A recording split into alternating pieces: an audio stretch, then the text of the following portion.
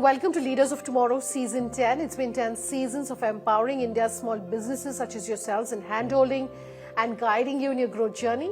I'm Sunanda Jaiseelan. On the show tonight, we're talking all about the year coming up and the trends that you need to keep your eye on. First up, I'm talking about the beauty care market, a conversation with the global CEO of Body Shop. Also tonight, a perspective on the EdTech market with TeamLease Edtech.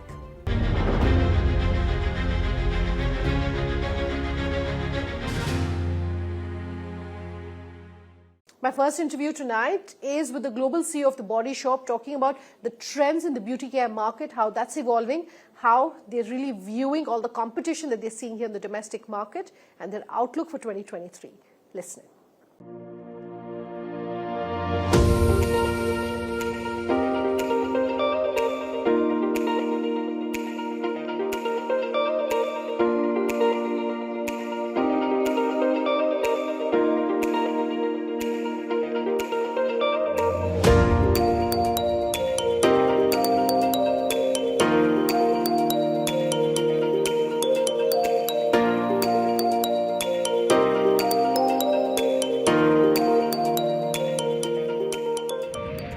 David, so good having you joining us here today. Thanks, it's a great pleasure to be with you. Talk to us about the growth, both globally as well as in India, David, and just give us a perspective on what perhaps has led to this kind of growth, for anyone who's looking at beauty, who's looking at ethical fashion, who's looking at clean ingredients, honest ingredients, you're automatically gravitating towards the Body Shop. Your growth is a testament to that. The number of brand ambassadors perhaps is also a testament to that. And the number of people who are buying your products, of course, a big testament to that. What really, in your opinion, has led to that? So, yeah, the Body Shop has been on a journey for a number of years. There was a change of ownership back in 2017. And when we started to get involved with the business, it was all about reconnecting with the roots of our brand. When Neeti started the company back in 1976, it was the original change-making beauty brand. It was a brand that was supposed to do things in a different way. So we felt that we'd drifted a little bit away from that original core purpose. We needed to reconnect with what it was that Neeti meant for the brand, and to imagine what was the Body Shop supposed to be doing in the 2020s that was relevant today, which obviously is quite different from the 70s and 80s when Neeti was in her prime. So we've reconnected, we've challenged ourselves, we've said, the Body Shop deserves to exist because it fights for a fairer, more beautiful world. We have a different perspective on the beauty industry, and we've been setting ourselves the challenge of living up to that standard ever since we embarked on the journey at the beginning of 2018. So we're not perfect, but we think we're doing lots of interesting things, and our determination is to really be a leader to show that there's a different way of having a social and environmental impact while working in the beauty industry. So globally, that's what we're about. From an Indian perspective, we've been in this market since 2006.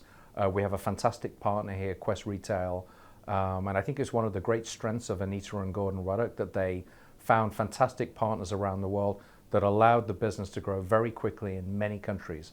We're present in more than 80 markets today. So in India itself, we have 200 stores. We're very ambitious for this market. We have an incredible reputation with young Indian consumers. And we believe that we can double the size of the business here over the next 3 years. Talk to us about the fact that you're very closely involved with the youth. There's a lot of youth activism. How are you really doing that, and what does that mean for you to be so closely associated with this? So activism, or change making as we like to talk about it, has always been at the heart of the Body Shop, and Neeti Ruddock was the original change maker in our industry. So we looked at the challenges that the world is facing today, and we looked at the fact that young voices really weren't getting heard where public and policy decisions were being made, and we really felt that that wasn't fair. I'm young at heart, but I'm not young in body, and the changes that are happening to the planet today may happen outside of my time on the planet, but young people who are going to be living through the changes that are being developed right now haven't got a voice. It's the same old people sat around the table making decisions. And we felt that that needed to change. So we embarked on a program that was all about getting young voices heard where policy decisions, public policy decisions are being made. So there's progress being made all over the world. We've already seen a reduction in the voting age in Malaysia, which we're really excited about, in only the first 18 months of the program being on the ground. And here in India, we're working with the Young India Foundation. It's a very inspiring group of people. I had the privilege on this trip of being able to meet 3 young women who are involved in that program in Mumbai at the beginning of the week.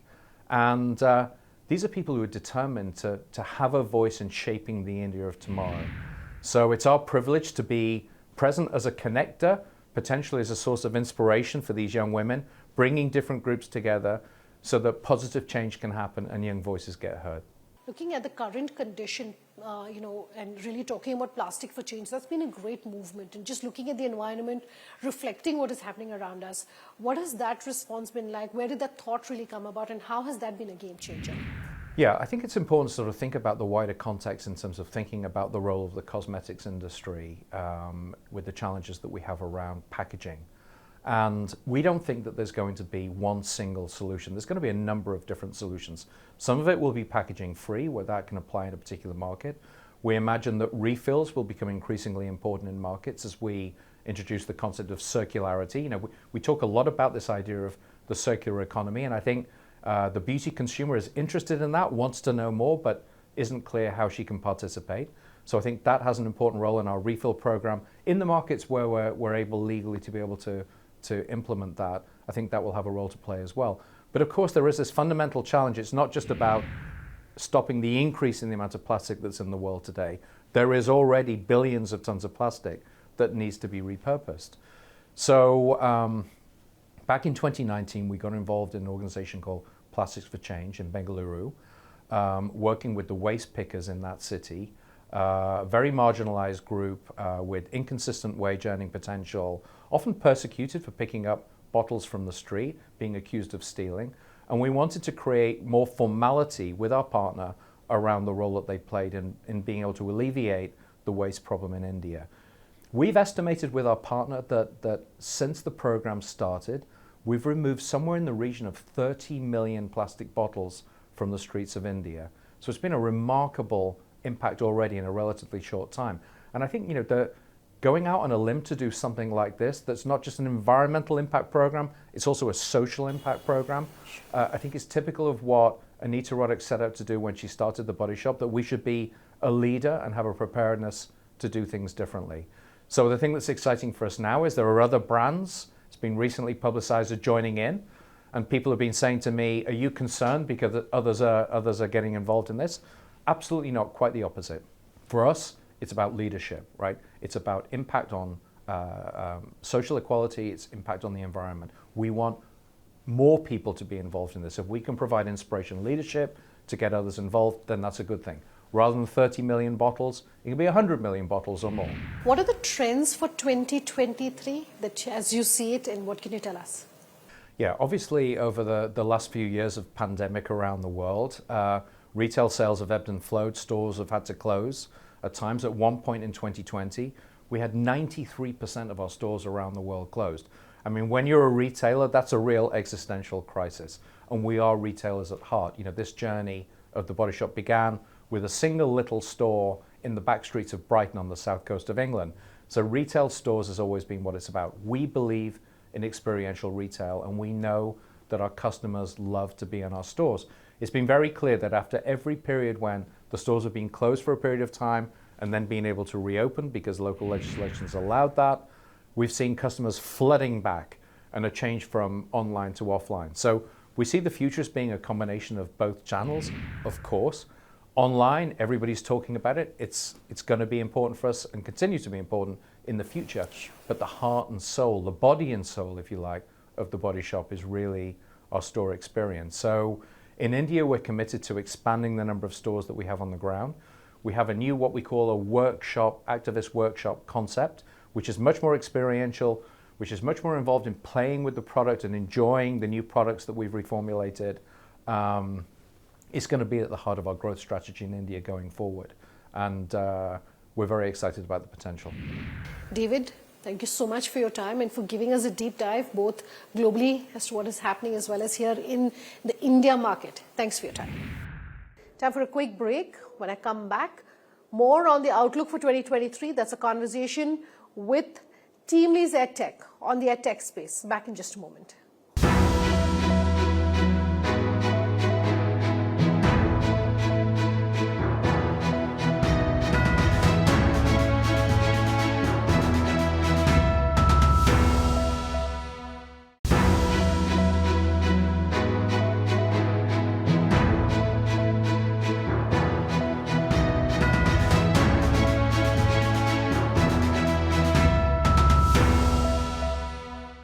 Welcome back. You're with us here on Leaders of Tomorrow Season 10.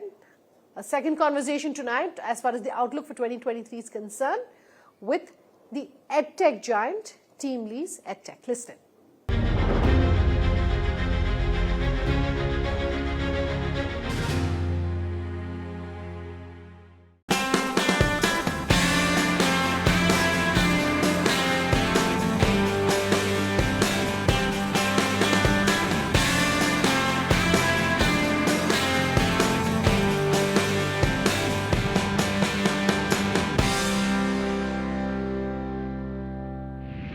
Neeti, thanks for taking the time to join us and, really giving us a deep dive into the EdTech and the education space as well as skilling and answering questions on where are the jobs going to be next year, whether those jobs are going to be created and what are the skill sets that are going to be required. So I really appreciate your time with us today. Let's perhaps start really by talking about the fact that, everyone is well aware of what TeamLease does and has covered the company, I'm sure, over many decades now. And you felt very strongly about the EdTech space as well. And that's the division you, of course, head. So really talk to us about TeamLease Edtech. So TeamLease Edtech focuses on providing learning services to higher education institutes as well as enterprises. We have clustered ourselves in 3 areas.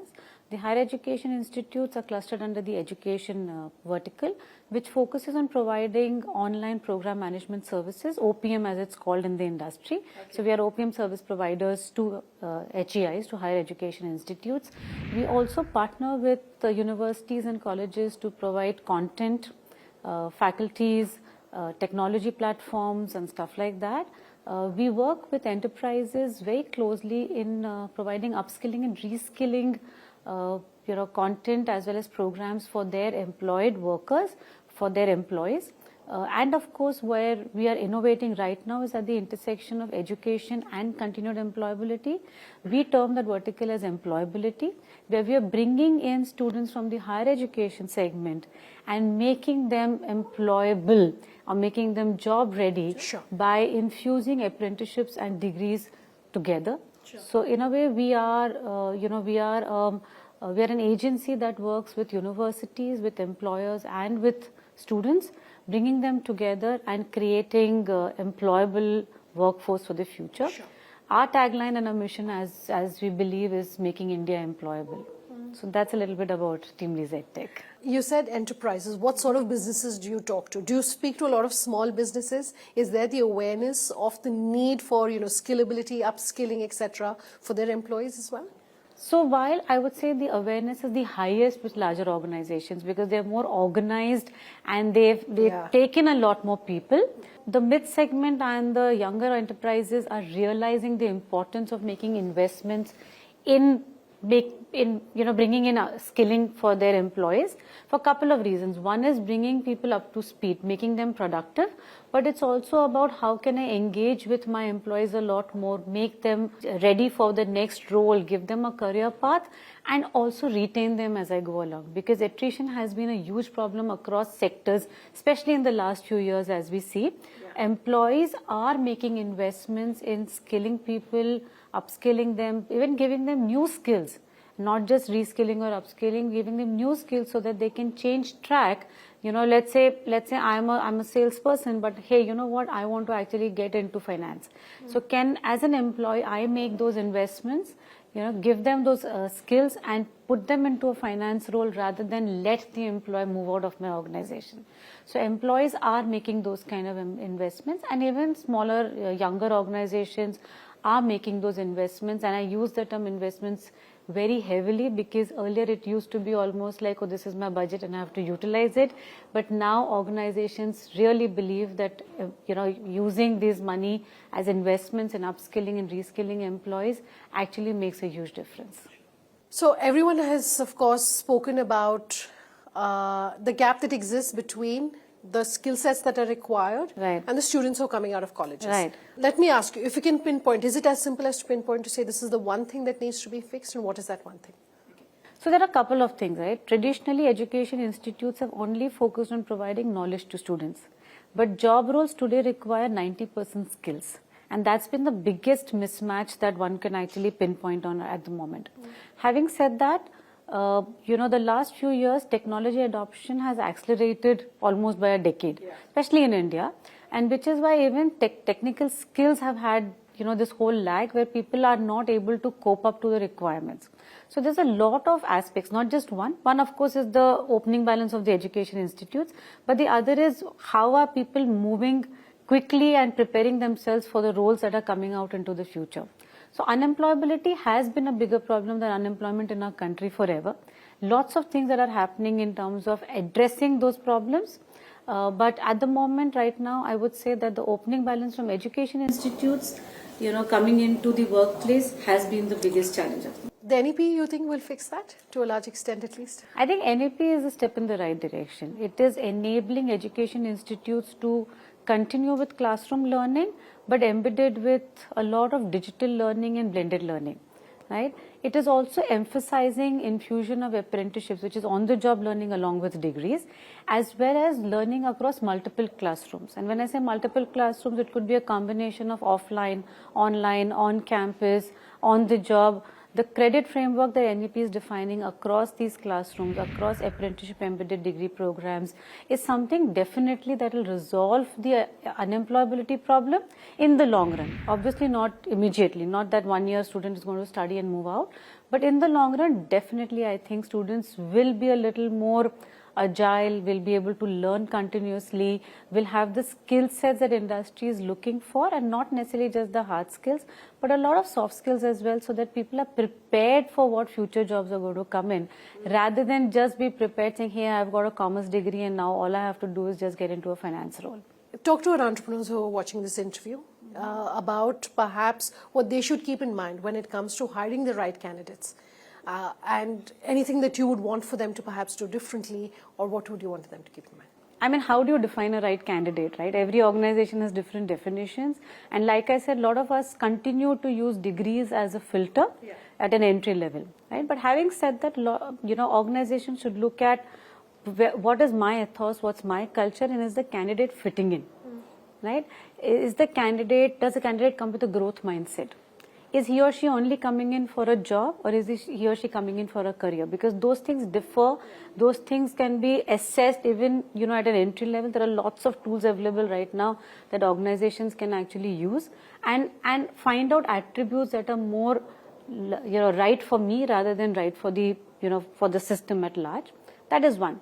Secondly, once a candidate comes in, once an employee joins in, employers, entrepreneurs should make those investments in hand-holding people to the right job, ensuring that they learn the ropes and they stay around for much longer. Because again, I reiterate, attrition has been a problem, and the cost of attrition, especially at an entry level for entrepreneurs, is extremely, extremely high. We can't keep going in and taking in fresh talent, putting them through the learning loop, and then after 6 months or 12 months, that person leaves. And that happens a lot when we are just about starting our organization. So we have to ensure that the environment is conducive for the person to learn, exciting enough, and obviously people stay when they see growth opportunities for themselves as well as for the organization.